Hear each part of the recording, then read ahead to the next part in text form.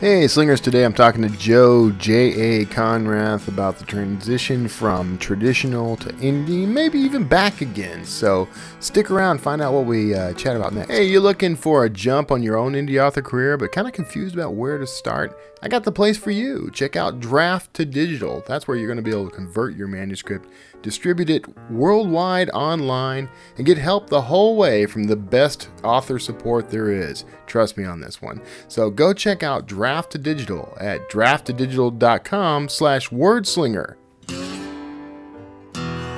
It's the Wordslinger podcast, where story matters. Build your brand, write your book, redefine who you are. It's all about the story here.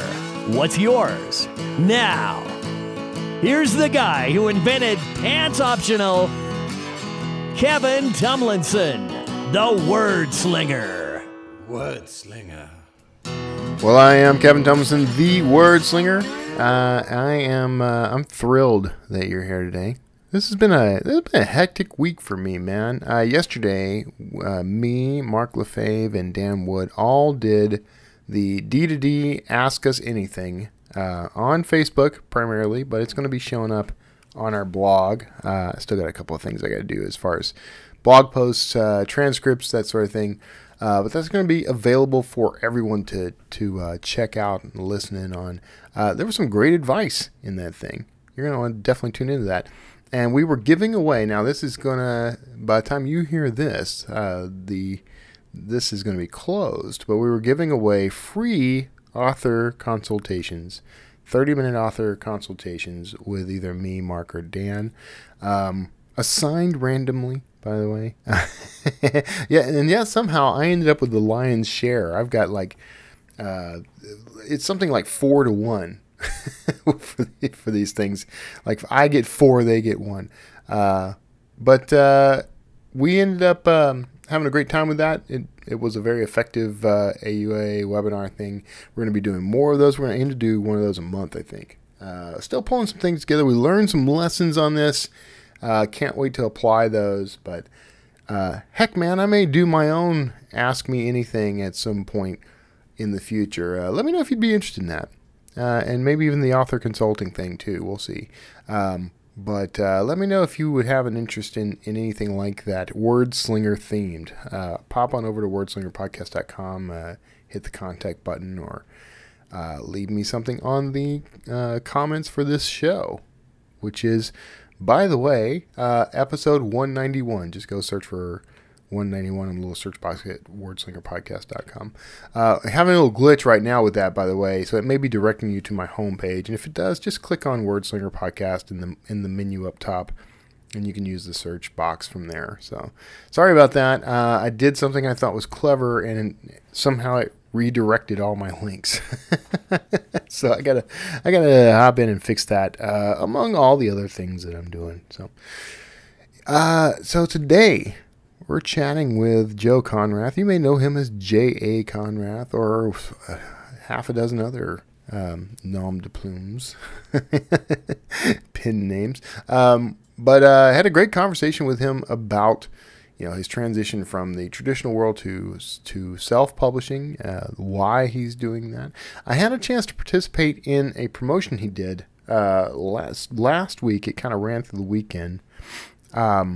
And it was a freebie thing. It was me and like 29 other authors, him included, giving away free copies of a book in our catalog.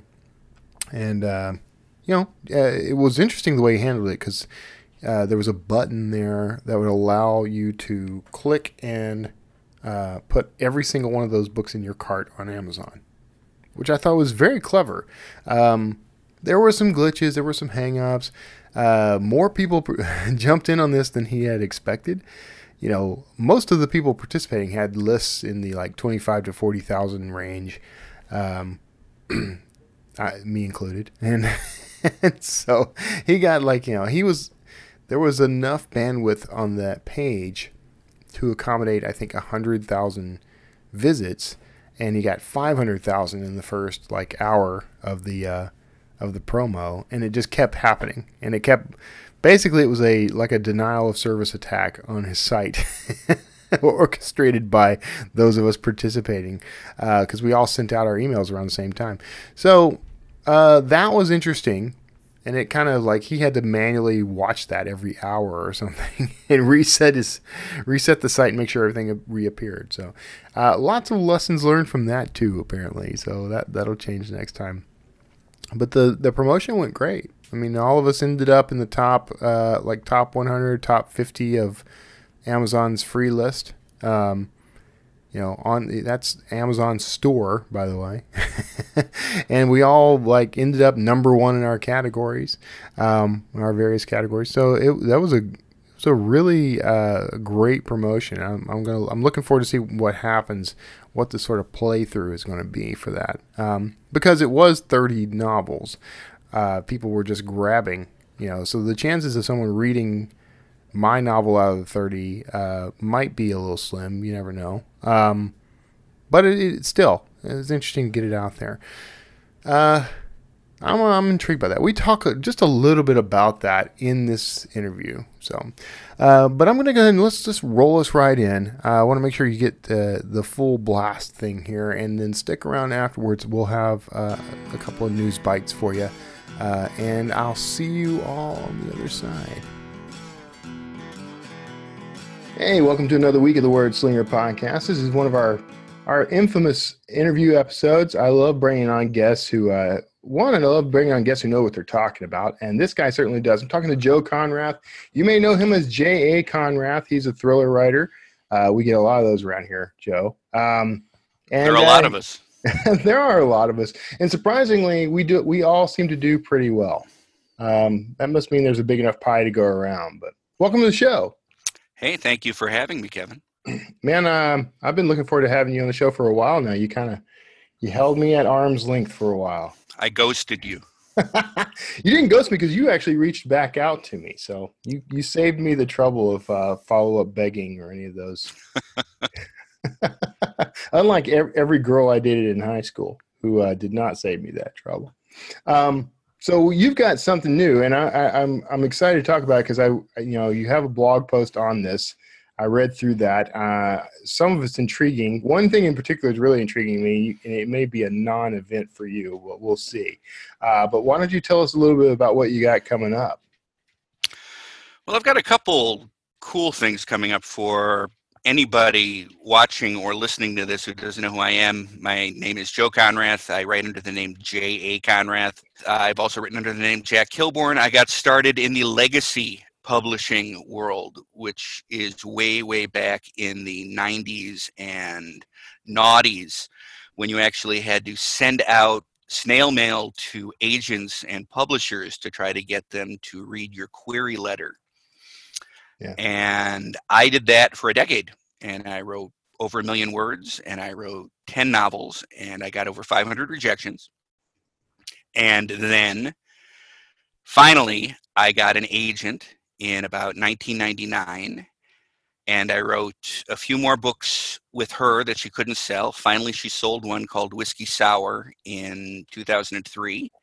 And then from 2003 up to 2009, I was a legacy published author. I was having hardcovers put out worldwide and paperbacks, and I was making, a decent living, meaning about 30 to 40 grand a year. Right. Wife still worked.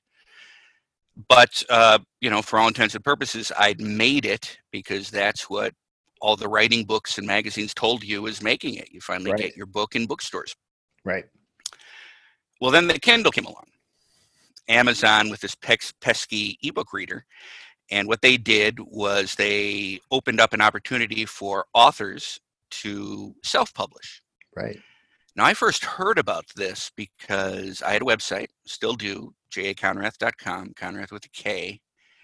And I had free PDFs on my website of the books that had been rejected by hundreds of publishers. Yeah. And I thought, I'm not selling them, never going to sell them. Why don't I just make them free on the webpage? Right. What happened was I got a lot of fans reading my paper stuff that they were finding in bookstores, wanting to put these on their new Kindle device. And can't I sell them in the Kindle store? And back then it was called DTP, not KDP. Right. It was the Right. digital text platform.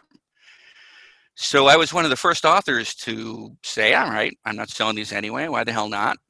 And threw them up there for 99 cents. And this was back in 2009, April of 2009. And the first month, I made enough to cover my mortgage. Nice. Now, It's always a good completely start. unexpected. I mean, I thought this was going to be like a pathway drug. Oh, read this book for cheap and then go and buy my real books that are in bookstores. Mm-hmm.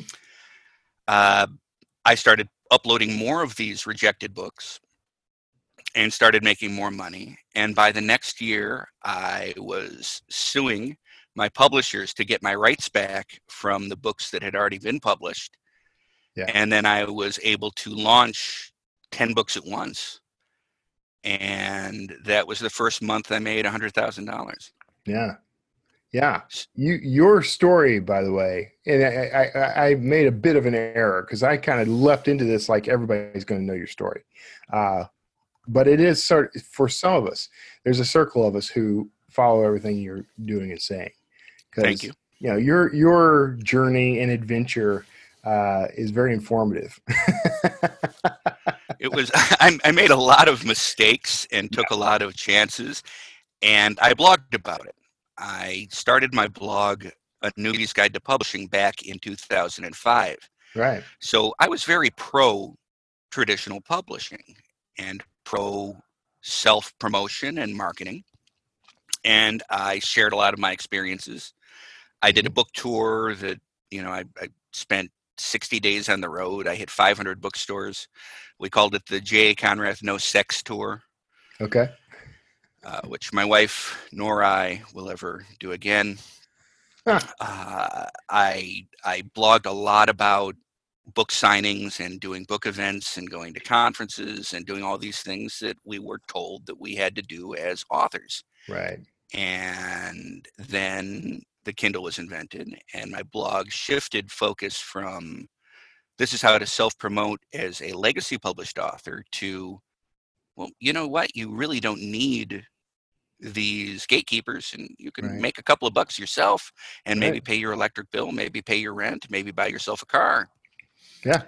Or house. And that's how it turned out for me. I was completely right place, right time, because I had a backlist of crap that nobody wanted, and I didn't think it was crap. I knew they were good books.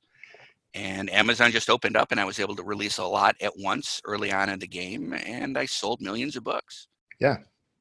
And that's is the bulk of your career then has been indie at this point. Since then, yes and no. I think I'm what's called a hybrid. I think so. Yeah.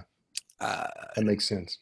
What happened was there was an Amazon program called Amazon Encore that got started right after KDP got started or DDP got started. And this was a small publishing wing of Amazon that looked at independently published books from self-published authors and said, you know what, why don't you let us publish them and we can give you a little boost. Right. And they reached out to me because of one of my books and said, hey, we're interested in this. And I said, well, I'm not like a newbie. Can you Google me and learn who I am before we continue this conversation? And at this point, I'd sold a couple 100,000 regular paper books. And they got back to me pretty quick and said, oh, we're sorry for bothering you. And I said, no. You're not bothering me at all. The first series I wrote was for a publisher called Hyperion. Yeah. And they were all books about a cop named Jack Daniels. They were all named after drinks. Whiskey Sour, Bloody Mary, Rusty Nail, and so on. You're catching the theme. Mm-hmm. So Amazon wanted to publish one of my new books. And I said, Hyperion, who had published the first 6 Jack Daniels books, dropped their mystery line after I signed the second 3-book deal.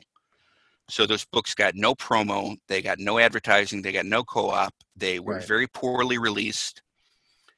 And once your sales decline once they're on the downward trek in the publishing world. Nobody else wants to pick up a series or an author like that. Right. So I could not sell a 7th Jack Daniels novel. But Amazon Encore approached me and I said, hey, how about I give you another Jack Daniels book that the publishers don't want? And they said, great. So I was the first traditionally published author published by Amazon. And the book has sold a couple 100,000 copies. It turned out really well. I did a sequel for them. I did 3 more books for them with a co-writer of mine, a good friend, Ann Voss Peterson, the Chandler series, and those have sold very well on Amazon.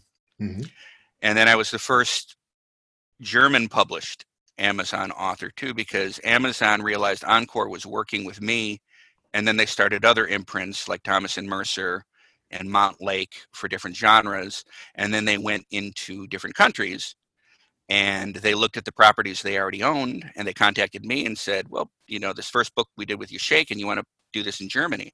And I said, absolutely. Do you have a translator? And they said, no. And I said, well, I do, because I had a fan from Germany email me and say, I love your books. I'd love to translate one. And I say, I don't know anything about that. I wouldn't even know how to correct that. Is that right? Did he just write gibberish? I don't know. Right. But he talked me into doing it for very cheap, and I did it. And he turned out to be a very good translator. His name's Peter Zmi. And I told Amazon, look, I'm your guy. I've already got a relationship with him. He already knows my work. See how fast we can throw that up. So I became the first Amazon Crossing published author because of that. And I'm very proud of this, as you can. Yeah. No, I loved being at the beginning of something. Right. And now I'm a tortoise. Now I'm a dinosaur. Now I'm in the middle of something, and it's evolved way beyond what I even understand at this point. Right. Yeah. Go ahead. I'm sorry. You want to say something?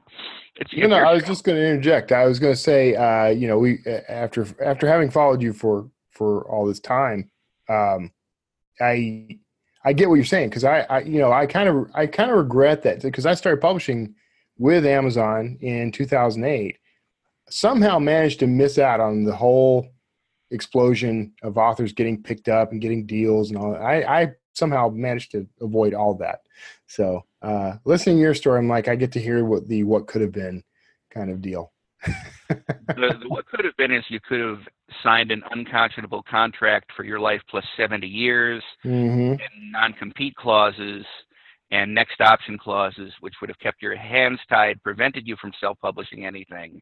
Right. And ultimately they would have tanked your career, just like they very much tried to tank mine. And we wouldn't even be talking right now. So it's a good thing that you never got an offer, because there are no good offers unless it's what I call FU money. Yeah. Yeah, exactly. FU money is when the publisher comes in and says, we're going to give you 6 or 7 figures. Right. And you say, well, fine.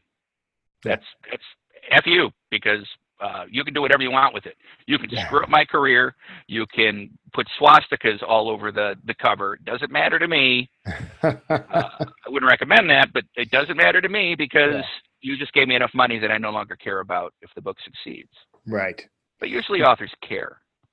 Yeah, I think I would care. And clearly you cared. I mean, you fought pretty hard to get, you know, the books that were out there, you fought hard to get the rights back, right? Yeah, it was difficult. They did not want to give them up, especially when the ebook boom started. But though I do not recommend lawsuits on either side of them, it allows me to work from home and spend all day wearing a bathrobe. Yeah. It's hard to beat. That's worth it in the end. I've got my bathing suit on, and I just periodically go into the hot tub and get out of the hot tub and go back into the hot tub, and it's a beautiful. Those are good days. I mean, I do enjoy the freedom I have. You know, I do my work wherever I feel like doing it, whenever I feel like doing it. You know, that's pretty handy. It is, but is your boss a jerk? My boss can be a complete jerk. Yeah. That's my wife. She hates my boss sometimes. that's me. My wife is a different sort of boss. My wife runs the family and runs everything. Right. But when I met my boss is because I'm self-employed. I'm my own Right. boss. That's what I mean. I mean me. I'm the big jerk in this scenario. You're the wife. Yeah. No, I'm not the wife. I'm just the No one's big jerk judging. boss. My wife is a much better boss than I am. She gets things done. She's that one. She's the one that gets the trains to the station on time. You know, to use the aphorism. Does she read you? What's that? Does No, she read you? doesn't. See, now we've had this. She and I have had this conversation. When I first started doing this, I felt somewhat offended that she would read maybe one book, you know, but she's not really. That's not her role in this. Like Mm-hmm. she's the one who facilitates me writing. I have other readers. Well, that's good. It's good to have some. It That's is good important. to have some, yeah. So I want to talk a little bit about your sort of. I want to eventually get to the new stuff that's coming out. I got new stuff coming up. Yeah, and it's interesting. But I know there are people out there listening who are probably going to be interested in sort of your process, because especially since you've come over from the traditional world. Like, Sure. what changed between traditional and indie for you as far as your work in progress or process? Well, okay. First of all, the difference in speed and a rush to market is night and day. It's glacial, the legacy publishing world. Right. You have a deadline that's usually a year or 18 months away. You turn in what you think is a polished manuscript, but it turns out to be a first draft. Yeah. And then you go through an editing process, which can last a couple of weeks to a couple of months. They actually mail you your manuscript back. There's no, Microsoft Word doc where they have the review button on and you can accept or reject suggestions. It is actual red line ink that if you don't like something, you write stat, which means nope, I don't want to use that. Right. And you send that back to them, and you may have to go back and forth a couple of times mailing it, snail mailing it, and then you go through a proofing process. And then you go through another proofing process where they send you what the pages look like after they've been typeset. You have to read your book for the 80th time, which is always a joy. Yeah. Because you'll catch it the 80th time. The 79 times you miss that typo, but 80, by that point, you'll catch that typo immediately. Right. And then once they accept it, it's another 12 months to publication. So you're talking a 2-year, sometimes longer process from you having a book to the book actually getting out there. Right. With Shaken, which was the first book I did with Amazon, I wrote Shaken in 9 days. Yeah. I had a deadline. I had other things going on. I still had some legacy deals at this point. I was still writing under the name Jack Kilborn.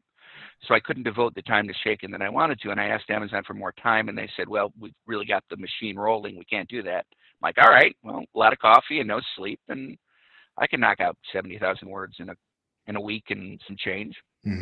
And I did. Amazon Publishing, like Thomas and Mercer and Montlake and all of their imprints, they don't edit. Right. They'll proof, they'll help you with typos, but they don't give you suggestions. They don't say, well, you know what, your protagonist is kind of a jerk. Maybe can you give him a dog or something to make him more likable? Nope, they pretty much let you do what you want to. Yeah. By the time I'd gotten to that point, I'd already written 18 novels. So I have a pretty good idea if a book is working or not. Right. And my wife is my first reader, and she'll usually read it while I am in the process of it. So she's reading it as I write it. Right. And if I do anything wrong, she immediately lets me know, and I can fix it before I even get to the end. And she usually reads the end about 20 seconds after I write the end, and she's already caught up to that point. So these days, I don't have to deal with an editor. I still, of course, use a proofreader who's excellent, who takes about a week to really go through it and finds just damn near everything. Right. She's really good. Her name is Charisse Graves. Grammar Rules is her website. There's a link to it on the sidebar of my blog. And she's terrific, really fast, really professional. So in this new, improved self-publishing world, you can get a book from idea for sale in a month, 6 weeks. And that's a huge difference. Yeah. Plus, of course, keeping 70% as opposed to 6 to 8% Right. that you would get of cover price with paperback books, 10, 12.5 to 15% of a hardcover book. But even that, a $20 hardcover book, if you've sold over 15,000 copies, you get the 15%. You're making $3, Right. $6, $5, $4.50. Is it $4.50? I don't know. I was an art major. $4.50 for a $20 book as opposed to $5 for a $6 book. Right. It's a no-brainer. Yeah. Yeah. It's a That's big one of the things that attracted me too. big difference. Yeah. That's You okay? You look riveted, by the way. I am riveted. I'm hanging on every syllable of what you're saying. Every word. So, I saw you check your messages a little while ago. No, you were what I checking was your phone doing was messages. I went looking for your the link you said was there for your copy editor. You were looking for Candy Crush is what you were looking for. Candy Crush, yes. Yes, I've never understood Candy Crush. Well, I don't play it. That's why I don't understand it. Okay, so that's you have. You should play it. It's a good game. I should get into it, but I don't Play it right now. I got books. Let's to both read. play it. I have my Let's both phone. Let's play. play it right now. Is there a head-to-head version of Candy Crush? I don't know, but there should be. That's a $1 billion idea right there, Kevin. Man, this is what I do. I come up with $billion ideas, and I just throw them out there like chump change. Just you take it. You take it. Thank you. I will take it. So let's. We're kind of coming up on time, so I want to make sure we're talking about the new stuff. So Okay. what's in the pike right now? Because there's some interesting little things happening with it. It's not just that you've got a new series or something. Like you're doing something kind of experimental. I'm doing two things that are experimental, and again, cut me off if I run too long, or don't cut me off. Let me go and just cut some of the earlier boring shit I said, and then you'll still be under your time limit. I got a whole dog eating ice section that I can cut out. Right above my head. I'm surprised you didn't hear it. And that's a great snack for dogs. Dogs eating ice. That's low calorie. Yep. And it gives them that chewing satisfaction. Yep. And I'm all for it normally, but not right above my head during a podcast. Kind of like, I hear you. So, two experimental things that I'm trying, and I love experiments. I just love them. I love piracy. Yeah. I used to get on my blog and say, steal it. Yeah. Steal it. Put it on Pirate. I'd put it on Pirate Bay myself, and I would host my own torrents, Demonoid, and I'd be like, yeah, go ahead, pirate it. I don't see how it could possibly hurt my sales, and it doesn't. Right. It's something a lot of authors are worried about. And I love doing experiments. So I got two experiments going on right now. One is last year I decided to write a big book. And by big book, the sucker wound up being about 180,000 words. Right. By comparison, my first books were maybe 65,000 words. So this is 3 books. Wrote a big book, spent a year on it. Mm-hmm. And I thought, this has blockbuster potential. This is a big idea. It's called What Happened to Lori. And it's about what happened to Lori. Is she dead, or is it a lot worse? And it's a lot worse. And I've got a phone call that I'm going to. I shouldn't even have my phone here. Let's put it over there. So what happened to Lori? And it was a big book. And I gave it to my agent, and I said, what do you think of it? And she said, I don't know. It's experimental. I invented some punctuation with this. Yeah. I put a lot of cliffhangers in it, and I basically tried to write it like clickbait. Okay. Meaning keep posing more questions to keep the readers turning the pages. Yeah. To get the answers. And then trickle out the answers like crumbs, but then hit them with even more intriguing questions. Right. Will she die? Find out on page 70. Not that bad, but that's Page 27 will blow your mind. That kind of crap. But fun. It was fun. It was fun to write, and hopefully it's fun to read. Well, my agent was lukewarm on it. She sent it out. Every publisher she sent it to was lukewarm on it. Right. Nobody thought it was a big book. And I said, well, shit, okay, fine. Nobody thinks it's a big book. Let's see what I can do with it. So what I did is I split it into 2 books, book 1 and book 2. And I debuted book 1 for free. Right. So I've never premiered a novel. I've made novels free all the time after they've been available for a while, but I never premiered a novel free.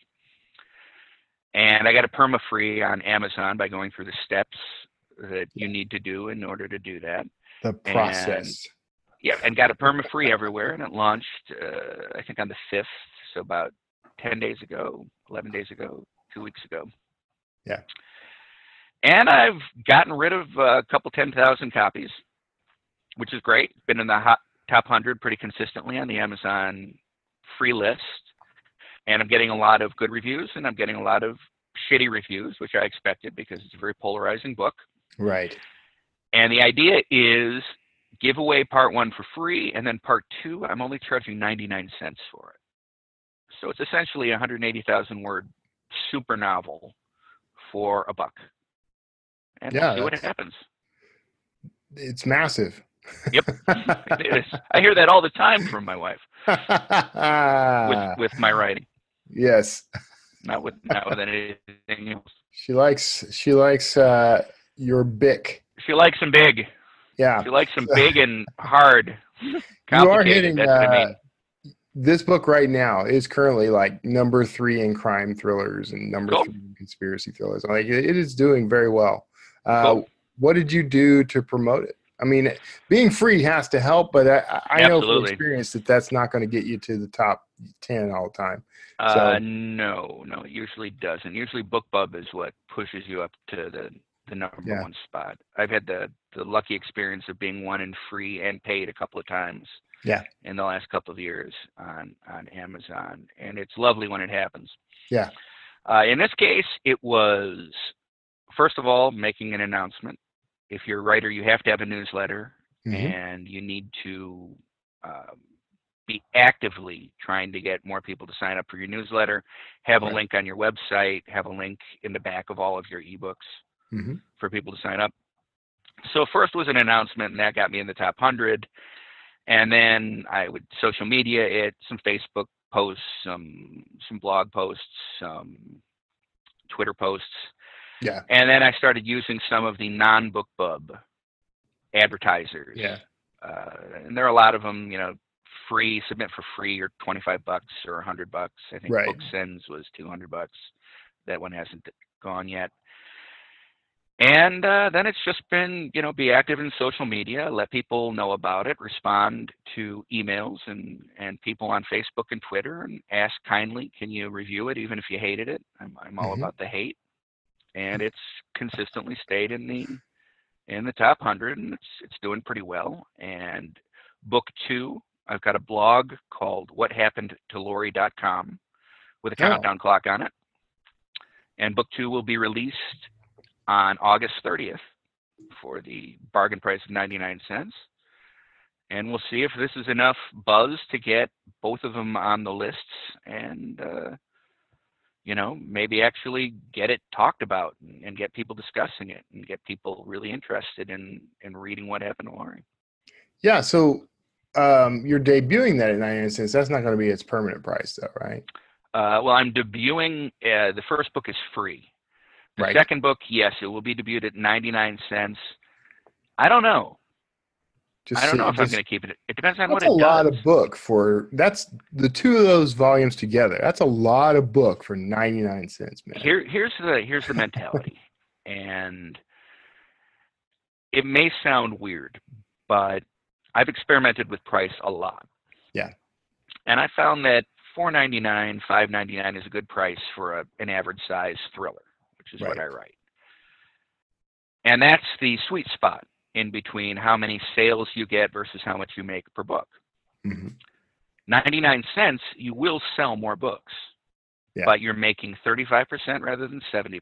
So you're making 32 cents a book, 33 cents a book Hmm. for a 99-cent book, as opposed to if you bumped it up to $2.99, you'd make 70% of that, Right. which is, but almost $2. Right. Uh, I didn't want this to be about the money. I've tried so hard to make money, and I've made some money. I've been extremely lucky. The one takeaway from my entire story is I got lucky. I got really, really lucky. With a couple of times I got really lucky. In this case, I spent a year on this book. I thought it would be big. My agent and publishers did not think it would be big. Hmm. And now I just want to see how many people I can get to read it. Right. And that would mean, go ahead. Well, I was going to ask, is that at least in part about sort of an "I told you so"? Giving them kind this? of thing? Yeah. Maybe. Yeah. Maybe. I'm not a petty man, but maybe not there's some of that. It's proof of It's not petty. It's proof of concept. Proof of concept. That's a good way of putting it. So there's that, but there's also, I've never done it before. I'm Right. always releasing books at $4, $5, $6. Let's try to release one for free and 99 cents and see actually what it does. Yeah. And see if it can take off. And if this fails, it's real easy. Mhm. I unpublish both parts. I stick it together as one big book, and I make it exclusive on Kindle Unlimited. And it's a reset. All the reviews are gone. All of the other platforms it's on are gone. And now it's just a brand new 180,000 word book with no reviews for $5.99. And then I can do that the normal way. But why not play with it for a couple of months and see what it does? Yeah. And you've got a third book in progress? If this does well, I'll do a third book. I'd be foolish not to. Of course, you want to follow success with more of the same until people get sick of you. But the other interesting thing I'm doing right now, if we have some time, is, do we have some time? Yeah, I got about 3 minutes of dog ice to come. Ask my wife. 3 minutes is all I need. Go ahead. Last year I did a newsletter swap. Okay. Which I organized. And I got a couple best-selling author buddies and said, look, you promote my free book in your newsletter to your subscribers. I'll promote your free book in my newsletter. Mm-hmm. And those work really well because you're reaching a lot of people, and these people aren't necessarily aware of you, but they are engaged readers. People who sign up for newsletters are engaged. They want to know about deals. Right. And if it's a writer who's writing in a similar genre, then why not tell your fans, hey, there's this guy, Kevin, and I really loved his stuff, and he's got a free book. Why not try it out? Mm-hmm. So I tried this last year, and it worked. We all got on the top 100 sales lists for both paid and for free. And then I wrote Lori, and it took a year of my life, and I didn't do anything. I kind of disappeared into my little writer's cave. And then this year came around. I'm thinking about how to promote Lori, and I thought there's got to be a way to do this better than doing a swap. So I got about 20 big authors together. Mm-hmm. And I said to them, you want to all do a swap, but we can't do individual books, because if you are a subscriber to my newsletter and you got an email and it had 20 separate book covers in it with 20 links in it, right, you're not going to even get to the last one. You're going to be like, okay, I'll try that one. Maybe I'll try that one. I'll try that one. I don't know. I don't think that'd be very effective. Mm-hmm. If you're going to do a swap, keep it under 5 authors. But in this case, I thought, what if there's a landing page? Right. So I bought the URLs www.freethrillerbooks.com and freethrillerebooks.com.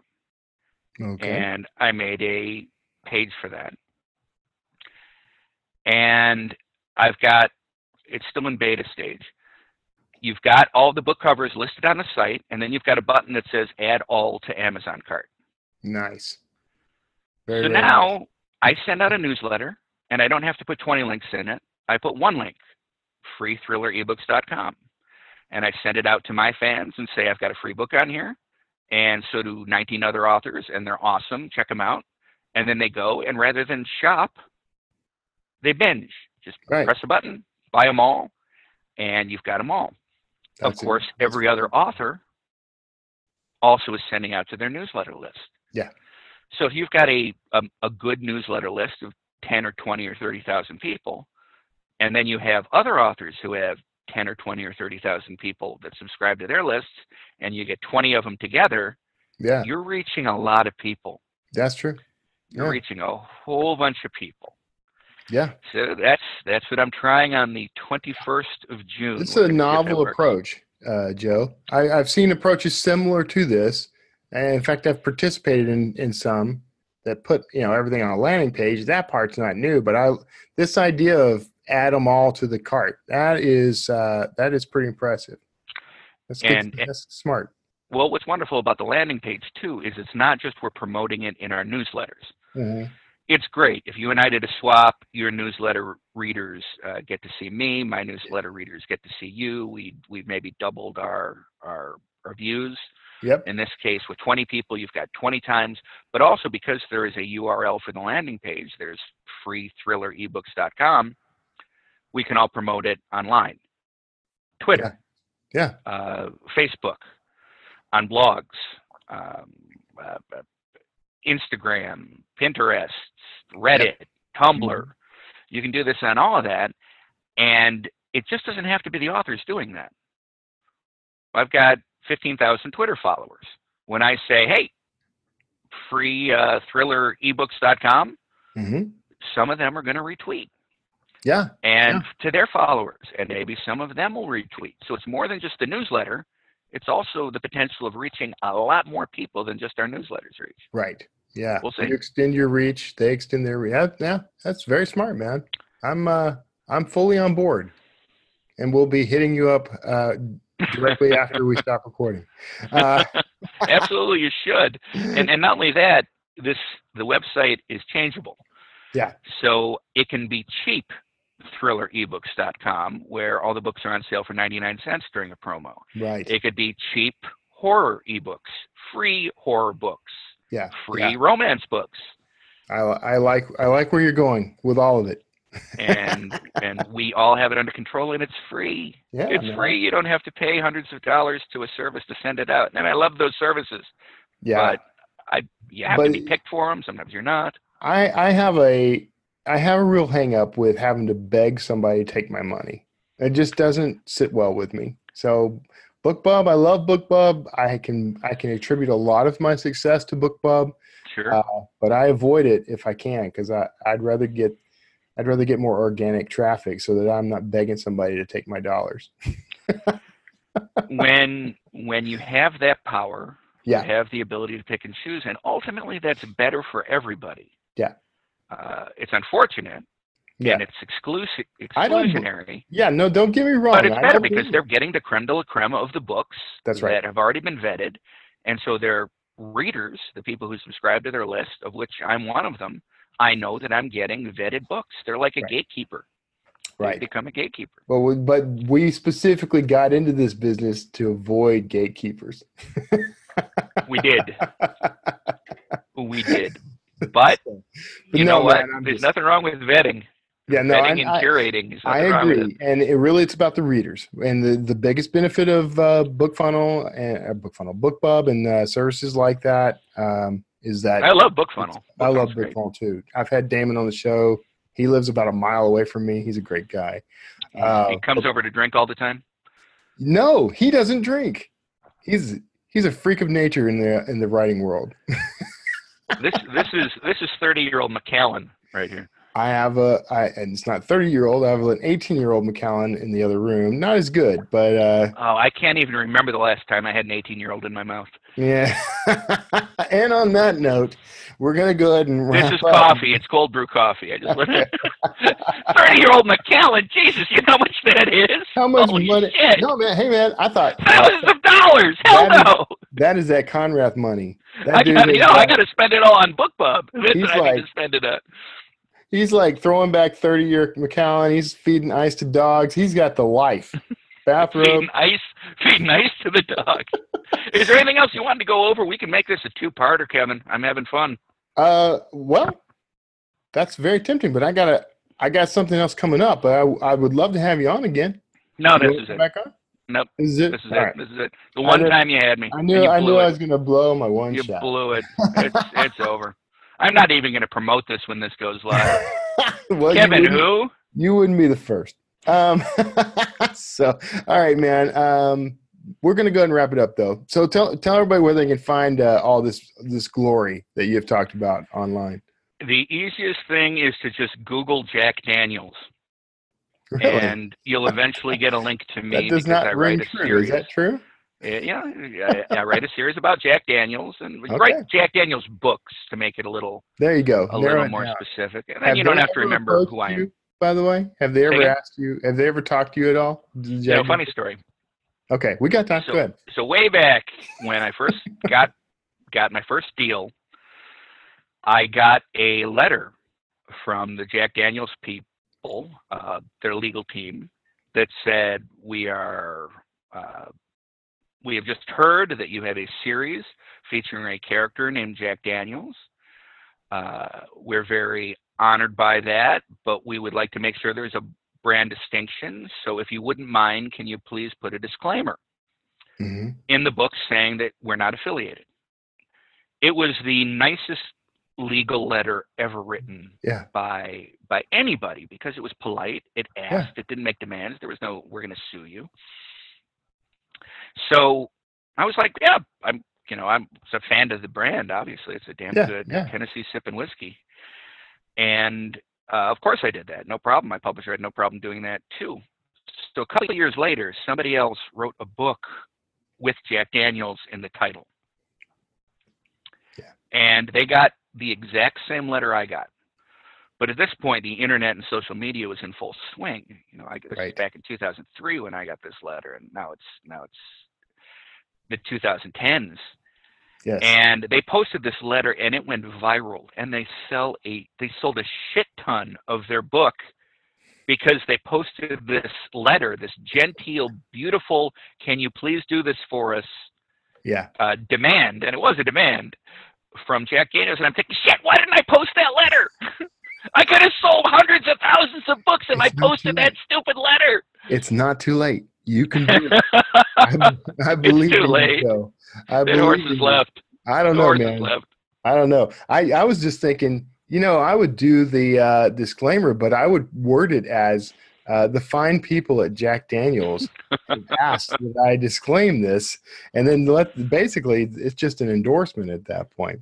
I hardly endorse Jack Daniels. It's a terrific. I'm a big fan. Gentleman Jack. I like Gentleman Jack's nice and smooth. That's my. The Sinatra. Try the Sinatra Select. It's $100, but worth it. Yes, I have seen it. I didn't know if it was going to be worth the $100, but on your endorsement, I will. You've twisted my arm, Joe. Worth it. It wasn't hard anyway. I was happy to get you drink more. You and I need to do that together sometime. We'll have to do it right now. We probably are doing it. But you're trying to kick me off your show. I know. I got other guests coming, man. I out of respect for them, I'm gonna have. I hear you. I would run it. I'm sitting here thinking, can I text them? Can I look? No, I'm sick of me at this point. So everybody else has to be. No, they're all good. They're all begging for more. So, all right, man. Stick around for a second. I'm going to go ahead and wrap us up. Everybody out there, you're probably hearing the groovy bridge music. You may dance in place at will, and if you stick around, I'll share something fascinating on the other side of the break. But Joe, thank you so much for being a part of the show, man. Hey, thank you for having me. All right. See you later, everybody. Hey, how you doing on money? I know it's a touchy subject, but I got something that may help you out. See, I'm using an app called ACORNS, and it helps me manage some investing, put some money back, get a little interest. It's kind of nice to watch my money grow. So I want to share that with you. Go to kevintumlinson.com/acorns, and you'll get some free money. See you there. Well, I hope you got a lot out of that interview with Joe Konrath. I know I did. Not only did I learn a few things from his talk, I managed to kind of pick up a promotion that was very useful to me, and hopefully a relationship that's going to benefit me and Joe going forward. So great interview. So let's jump into this week's news. I got a couple of items I think you'll find interesting. This first one comes from Scribd's blog. The headline is Introducing Scribd Snapshots, a new way to discover the best nonfiction books. This is an interesting thing. It's been popping up all over the place, and I'm only kind of just learning about it and figuring it out, but it is intriguing. From their post, it says, we're excited to introduce Snapshots, a new content offering that helps readers discover nonfiction books on Scribd. The literary equivalent of a movie trailer, Snapshots are created by Scribd and designed to offer key insights of a book in about 15 minutes to spark subscribers' interest in reading the book in its entirety. Snapshots are available exclusively on Scribd in both text and audio format and included with the Scribd membership. This is an interesting kind of thing. I mean, I know what they're going for here. I don't know if this is going to apply to like everything in their nonfiction library. I kind of doubt it. They're probably going to pick some bestsellers that are out there. But I am interested to see where they go with this moving forward. Now, right now, the only way to do this, I believe, is if you are going to Scribd directly. I don't really have a lot of details on how it takes to get into the program, but I think it's something that all of us should start paying attention to. It's meant to help the readers, honestly, as a nonfiction reader. So you're going into nonfiction to learn something, and this would be a great way to sort of, help a reader decide on what to read next, especially if you're going to typically be pretty busy. This is a way to get a little preview of a nonfiction book so that you can determine whether or not it's going to work for what your objectives are. So pretty impressive. I'm going to be looking into that a little further down the road, so you just kind of see how it shapes up. And it's giving me some ideas, by the way, for something similar. What can I say? That's just the way things work. Next up, AAP calls for closer regulation of Amazon and Google. Now this is something. Frankly, it's interesting that this is even necessary. But in today's world, social media sites, big tech sites, they are kind of imposing their will on people. Now, this kind of follows on the heels of some things that are happening with like YouTubers, content creators of all kinds, really, where the big tech companies may be clamping down on them. But let me read from the article. The Association of American Publishers, AAP, is calling on U.S. authorities to more closely regulate dominant online firms such as Amazon, warning they risk causing, quote, irreparable damage, unquote, to creative industries. I'll read the next set too, because this will help explain this a little better. But in a filing with the Federal Trade Commission over its recent they missed a word or something here. On competition and consumer protection, the AAP stressed big tech platforms exercise extraordinary market power in the markets for book distribution and internet search. So what's happening is, these tech companies are kind of using their muscle and might as private platforms to dictate what content can be promoted, what content appears to people. And also in the case of like Amazon, they kind of dictate terms as well. This line will help. The 12-page filing highlighted the market power of Amazon and Google, threats to competition, non-transparency of algorithms, and the linking of distribution services to advertising. The AAP actually states, no publisher can avoid distributing through Amazon, and for all intents and purposes, Amazon dictates the economic terms, with publishers paying more for Amazon services each year and receiving less in return. This is an ongoing problem, and it's not just limited to Amazon and Google. I mean, this is happening on basically every big tech platform. They are starting to basically control the content and control how that content can be marketed and control how much money can flow through, control what you can charge for things. This is a little bit of an unfair system all around, especially for content creators. I mentioned the whole YouTube thing, YouTube and Twitter and a lot of companies out there. YouTube, basically, there was an email leaked recently in which they were, and I'm not going to get political about this, I'm just letting you know this happened, but they were discussing internally how to block content from certain conservative content creators, ways to tweak the algorithm so that those conservatives and any controversial YouTubers that they didn't care for, their content wouldn't appear as often in searches. It would still be there. It still could appear, but it would get less promotion, less attention. And basically, they're using their platform to suppress speech. Now, whatever your beliefs are about, these are privately owned companies. They have the right to do whatever they want with their services, block whatever content they want or whatever.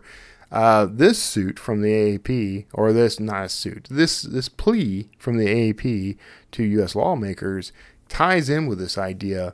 How much control should these companies have over the content that goes onto their sites? Now, there are already laws in place that are supposed to protect these companies from the content itself. So if someone says something controversial, says something inflammatory, says something that incites violence, for example, on a YouTube video, Google can't be sued for that content. But the sort of flip side of this is Google may say, we're not going to allow anybody that has an opinion different than ours to post content. And that sounds extreme, but it's happening. That sort of thing is happening. Now, what this AAP plea is all about to U.S. lawmakers is more about controlling the costs of doing business with these services, the prices. Amazon may dictate prices to these people. The book industry kind of went through this already.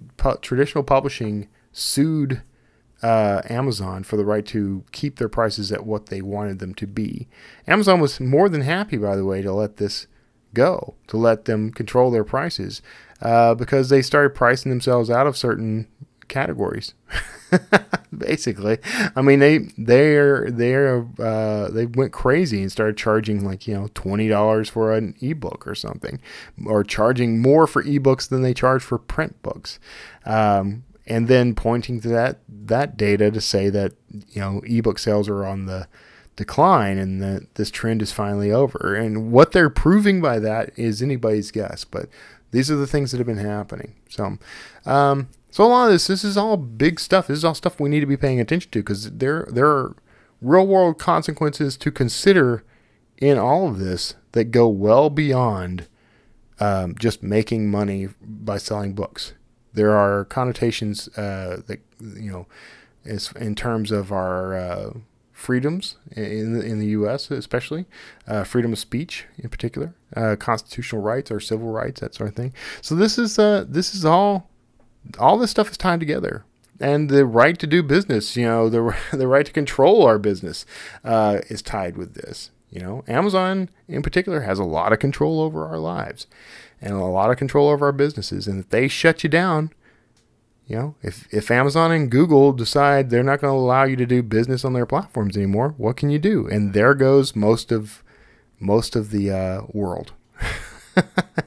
There goes your business worldwide. So anyway, those are the things that are happening in the news right now. You can find links to all that in the show notes of this episode, episode 191 at wordslingerpodcast.com. Go check it out and let me know what you think. Maybe I'm wrong and stuff. Tell me how wrong I am. Pop in the comments and let me know.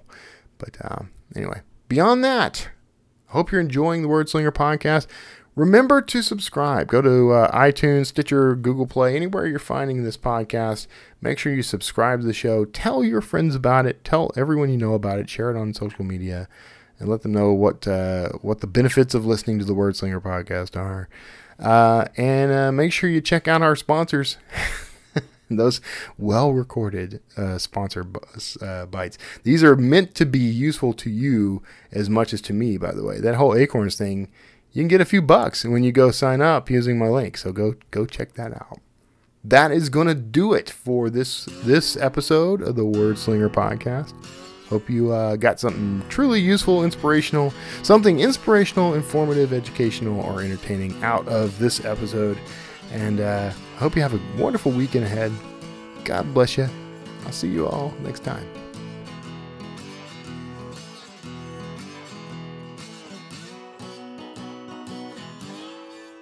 Wordslinger.